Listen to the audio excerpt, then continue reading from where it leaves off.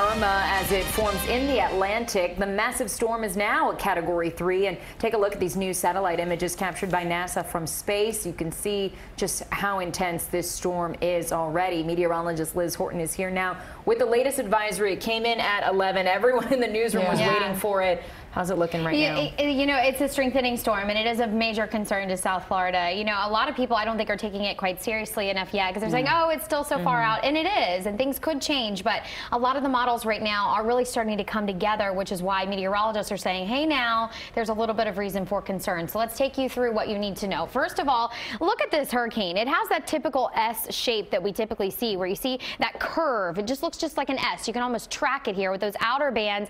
This storm is expanding. What was once a compact storm with really only hurricane force winds about 30 miles, 40 miles out from the center has now seen a big change in that. We're even seeing tropical storm force winds 140 miles out of the center. So we're certainly seeing this footprint grow, and it will likely continue to grow as it undergoes what we call eye wall replacement cycles. These are the latest stats as of the 11 a.m. advisory. 120 mile per hour sustained winds, gust up to 140, pressure 944 millibars, and it is about 560 miles east of the Leeward Islands. The National Hurricane Center continues to update its path. We had a complete advisory at 11. We'll have another a minor update around 2, and then another complete advisory around 5 o'clock. And we'll likely see that path, of course, maybe either stay the same, go a little bit farther south. Right now, they have it right here over Cuba by Saturday at 8 o'clock in the morning. Most of the models have the storm curving back out towards South Florida, which is why we are being prepared, and we're making sure that we know exactly what's going on. And you'll know that you need to do that too. Notice by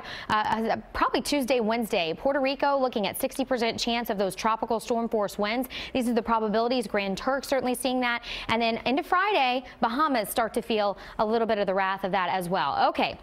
Spaghetti models stop 5 days out. Then we shift our focus to the two models we have, the European model and the GFS model. Both of those right now are almost directly underneath South Florida by Sunday, showing that we would already be feeling the impacts of some of those outer bands pushing through Florida on Monday, and then by Tuesday exiting out to the north. The two models are a little bit different once you get into Tuesday, but for the most part, they're starting to come together and converging, and that's the reason for concern. Sea surface temperatures are expected to stay very warm. And that's one of the other reasons we're concerned, because that does indeed continue favorable strengthening characteristics there. You can see in the tropics, we're also watching another wave. This one has a 70% chance of development in the next 5 days. It is also expected to move west, so we will be watching that one. And then one out in the Bay of Campeche, which has a low chance of development. Here, just beautiful sunshine, a few clouds, and yes, I do think this afternoon we'll likely see some scattered showers and storms. The Keys, beautiful, but